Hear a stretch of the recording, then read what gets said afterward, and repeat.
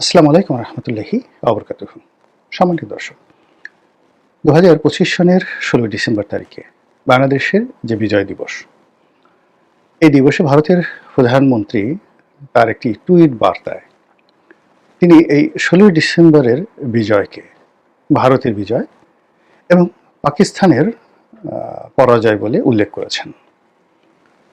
দ্বিতীয়ত, তিনি ভারত এবং পাকিস্তানের যে যুদ্ধ, সে যুদ্ধে ভারতের নিরঙ্কুশ বিজয়ে যারা বিজয়ী বীর সেনানী ছিলেন তাদেরকে ধন্যবাদ জানিয়েছেন। আর তার সেই যে টুইট বার্তাটি, যেটিকে এক্স হ্যান্ডেল বলা হচ্ছে ইদানিং, তো সেই এক্স হ্যান্ডেলে তার যে বক্তব্যটি, এটি সারা বাংলাদেশে রীতিমতো তোলপাড় তৈরি করে। সবাই বলার চেষ্টা করে যেটা কী ধরনের কথা। আমাদের মহান মুক্তিযুদ্ধ এবং আমাদের এই দেশে 90,000-এর চাইতেও বেশি পাকিস্তানি সৈন্য রেসকোর্স ময়দানে যে আত্মসমর্পণ করল, সেই আত্মসমর্পণের দলিলে ভারত স্বাক্ষর করেছে সেই যৌথ বাহিনীর, মানে মুক্তিযোদ্ধা এবং ভারতীয় বাহিনীর যে সম্মিলিত কমান্ড, সেই যৌথ কমান্ডের যিনি প্রধান ছিলেন তার নিকট, তো জেনারেল অরোরার নিকট। এটাকে নরেন্দ্র মোদী কেন অস্বীকার করছেন? কেন তিনি বাংলাদেশের নাম স্মরণ করছেন না? কেন 16 ডিসেম্বর বাংলাদেশের বিজয় দিবস তিনি বলছেন না? এটি নিয়ে কিন্তু বিতর্ক চলছে, এবং সে বিতর্ক আজকের নয়, এই বিতর্ক বহুদিনের পুরনো। এবং ভারত বাংলাদেশের যে মুক্তিযুদ্ধ, আমরা আমাদের দেশে বসে যে ন্যারেটিভগুলো তৈরি করছি, সেই ন্যারেটিভটি ভারতের মুখ থেকে কেবলই মাত্র বঙ্গবন্ধু তার স্বীকৃতি আদায় করতে পেরেছিলেন। এছাড়া বঙ্গবন্ধু পরবর্তীতে যারাই ক্ষমতায় এসেছে, তারা 1971 সনের যে যুদ্ধ, সেই যুদ্ধটাকে তারা ভারত পাকিস্তান যুদ্ধ হিসেবে বর্ণনা করার চেষ্টা করছেন। এখানে বাস্তব কি ঘটেছিল সেটা আমরা বলি। আপনারা জানেন যে ভারতের যে কমান্ড, মানে মিলিটারি যে কমান্ড, এটার দুটো বিভাগ রয়েছে। আমার যেমন ঢাকা আওয়ামী লীগ উত্তর দক্ষিণ, কিংবা ঢাকা জেলা বিএনপি উত্তর দক্ষিণ, কিংবা চট্টগ্রাম উত্তর চট্টগ্রাম দক্ষিণ, মানে যেই জেলা শহরগুলোতে বা বিভাগীয় শহরগুলোতে সংগঠন খুব বড় হয়ে যায়, তখন সেখানে দুটো ভাগে ভাগ করা হয়, উত্তর এবং দক্ষিণ। তো এভাবে কোথাও পূর্ব বা কোথাও পশ্চিম, আমাদের এই শহরের উত্তর দক্ষিণটি মানে এইভাবে আড়াআড়ি করলে সবার জন্য ভালো হয়। কিন্তু যদি এমন হতো তাহলে পূর্ব এবং পশ্চিম হিসেবে তারা ভাগ করত। তো ভারত তাদের যে সেনাবাহিনীর যে বিন্যাস, এটি মূলত দুটো কমান্ডে তারা ভাগ করেছে। একটা হলো ইস্টার্ন রিজন, পূর্বাঞ্চলীয় যে কমান্ড, যেমন আমেরিকা রয়েছে প্যাসিফিক কমান্ড, তো এরকম ভারতে রয়েছে পূর্বাঞ্চলীয় কমান্ড। এখন পূর্বাঞ্চলীয় কমান্ড বলতে আমাদের বাংলাদেশ এবং ভারতের যে 7 সিস্টার্স, এই অঞ্চলটি সেনাবাহিনীর যে কমান্ড নিয়ন্ত্রণ করে, এটা হলো পূর্বাঞ্চলীয় কমান্ড, ইস্টার্ন রিজন। আর আরেকটি কমান্ড হলো ওয়েস্টার্ন রিজন, সেটি হলো কাশ্মীর, পাঞ্জাব, পাকিস্তান। এই বেলটা যে সেনাবাহিনীর যে অংশটি থাকে, সেটিকে তারা ওয়েস্টার্ন রিজন বা ওয়েস্টার্ন কমান্ড হিসেবে ভারতীয় সেনাবাহিনী মনে করে। তো বাংলাদেশে যে ঘটনাগুলো ঘটছিল, এর আগে ধরুন 1965 একটা যুদ্ধ হয়েছিল। তো সেই যুদ্ধে ভারত এবং পাকিস্তানের, সেই যুদ্ধে পুরো যুদ্ধটাই ছিল ভারতের ওয়েস্টার্ন কমান্ডের মাধ্যমে। ভারত ভয় পাচ্ছিল যে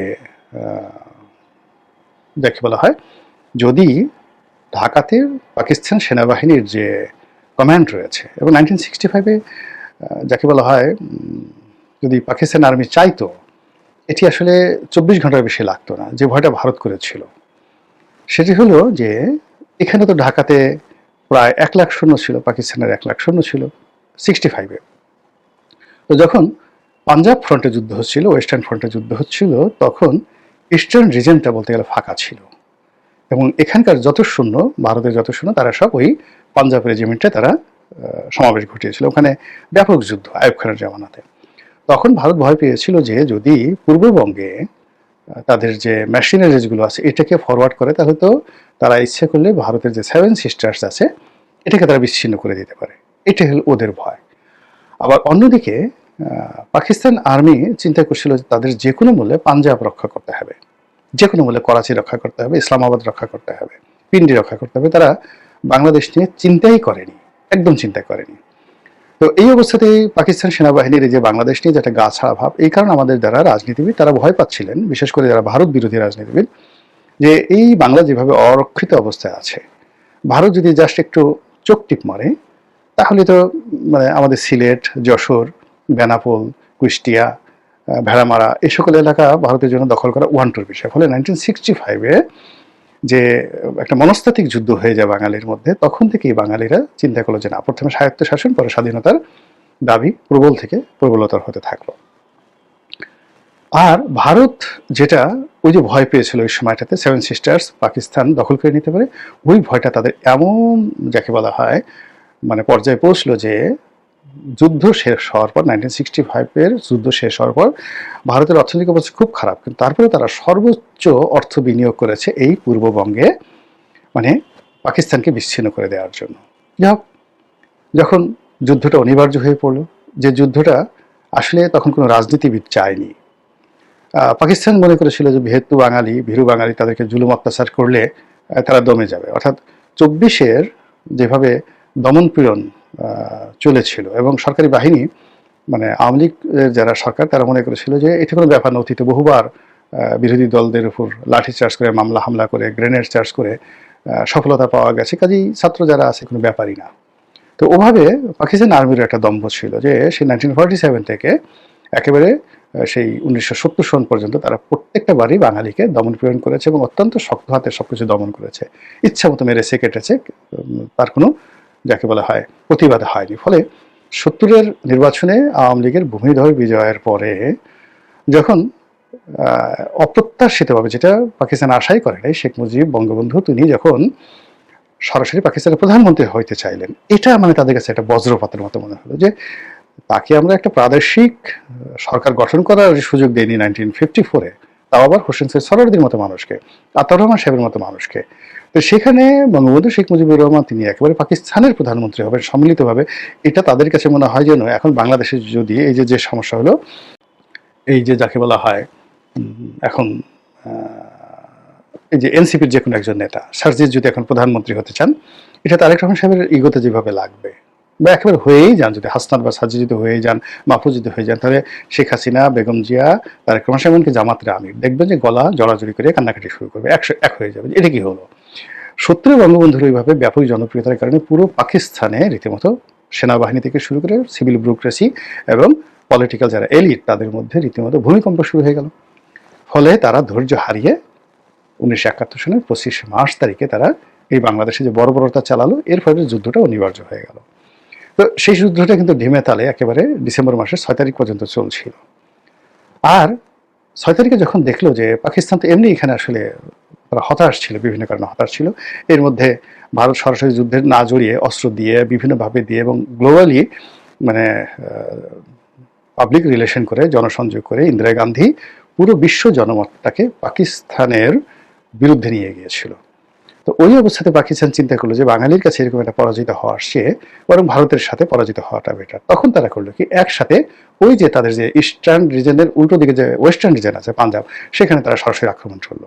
ফলে ভারত এবং পাকিস্তানের সেই 1965-এর যুদ্ধের মতো 1971 সনে যেরকম একটা যুদ্ধ ওয়েস্টার্ন ফ্রন্টে শুরু হয়ে গেল ব্যাপক।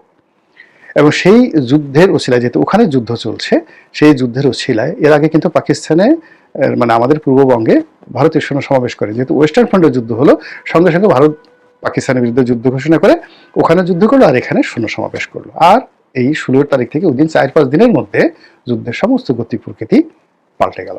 পাকিস্তানের সেনাবাহিনী আত্মসমর্পণ করলো এবং তারপর ইতিহাস তো নানা রকম আমরা জটিলতা তৈরি করতে চাই না। বঙ্গবন্ধু তখন জেলখানাতে। তো বঙ্গবন্ধু যখন জেলখানাতে, তখন এই যে 6 তারিখে যে পাকিস্তানি সৈন্য এখানে আসবে, মানে ভারতীয় সৈন্য আসবে পাকিস্তানি সৈন্যের বিরুদ্ধে, এই জন্য মুজিবনগর যে সরকার, প্রবাসী সরকার, তাদের সঙ্গে তাদের একটা চুক্তি হয়েছিল তাজউদ্দিন সাহেবের নেতৃত্বে। তো সেই চুক্তিতে অনেকগুলো বিষয়াদি ছিল, দেশের পররাষ্ট্রনীতি নিয়ে আগামীতে কি থাকবে না থাকবে, ভারতের অনেকগুলো শর্ত ছিল এবং প্রবাসী সরকার তাদের কোনো ওয়ে ছিল না, তারা সেটা মেনে নিয়েছিল। তো যখন বঙ্গবন্ধু বের হলেন জেল থেকে, বাংলাদেশে আসলেন, আসার পর তিনি প্রথম যে কাজটি করলেন সেই কাজটি হলো একেবারে সোজা সেই করাচি থেকে তিনি চলে গেলেন ইংল্যান্ডে। এই কারণে তিনি বুঝতে পারছিলেন না যে আসলে কি হয়ে গেছে এই 9 মাসে, জেলে থেকে তিনি কিছুই বুঝতে পারছিলেন। তো তিনি যখন ইংল্যান্ডে গিয়ে টোটাল বিষয়টা বুঝলেন, তখন তার যে রাজনৈতিক প্রজ্ঞা দিয়ে তিনি বুঝলেন যে এখানে এমন কিছু করতে হবে যেটা just like a thunderstorm, বজ্রপাতের মতো, প্রতিপক্ষ চিন্তা করতে না পারে। তো তিনি লন্ডন থেকে সরাসরি আসবেন বাংলাদেশে, কিন্তু সেটা না করে তিনি সরাসরি চলে গেলেন দিল্লিতে। তো দিল্লিতে গিয়ে তিনি ইন্দিরা গান্ধীকে একেবারে এয়ারপোর্টে বসে তিনি বললেন যে আমি আপনার মেহমান হব না, এখান থেকে যাবো না, আপনি এখানে বসে আমাকে ঘোষণা দিতে হবে কবে মানে বাংলাদেশ থেকে আপনি সৈন্য প্রত্যাহার করবেন। এবং ইন্দিরা গান্ধী এরকম একটা পরিবেশ পরিস্থিতির জন্য, মানে লন্ডন থেকে শেখ মুজিবুর রহমান, বঙ্গবন্ধু শেখ মুজিবুর রহমান দিল্লিতে যাবেন, আউট অফ ইমাজিনেশন, কোনো কূটনৈতিক প্রোটোকল না, এটা জাস্ট উইদিন 12 ঘন্টার মধ্যে ঘটনা ঘটেছে। আবার তিনি কেন এসছেন, কি আসছেন, একজন বিরোধী দলীয় নেতা, এখনো মানে কারাগার থেকে মুক্তি পেয়ে তিনি সেখানে আসছেন, কি বলবেন না বলবেন, মানে ওনার মতো একজন মেধাবী লোক এটা কল্পনাই করতে পারেন এরকম একটা ঘটনা। এবং তিনি যে ভাষায়, যে ব্যক্তিত্ব নিয়ে তাকে বললেন যে আপনার সৈন্যবাহিনী কবে হবে এটা না বলা পর্যন্ত আমি আপনার এই প্লেনে থেকে নামবো, নেমেছি কিন্তু আবার আমি উঠে যাব, আপনার মেহমান হবে না। তখন ইন্দিরা গান্ধী মুচকি হেসে বললেন যে আপনার যে জন্মদিন, সেই জন্মদিনই ভারতীয় সৈন্য চলে আসবে। এবং আমাদের দেশে আসলে দুটো যুদ্ধ হয়েছিল, প্রথম যুদ্ধ পাকিস্তানিদের সঙ্গে, আর দ্বিতীয় যুদ্ধ এই যে এয়ারপোর্টে ইন্দিরা গান্ধী এবং শেখ মুজিবের সঙ্গে ইন্টেলেকচুয়াল লেভেলের যুদ্ধ। এবং সেই যুদ্ধে বঙ্গবন্ধু যে কাজটি করে গেছেন এটি পৃথিবীর ইতিহাসে কেউ পারেনি। তারপর তিনি বাংলাদেশে এলেন।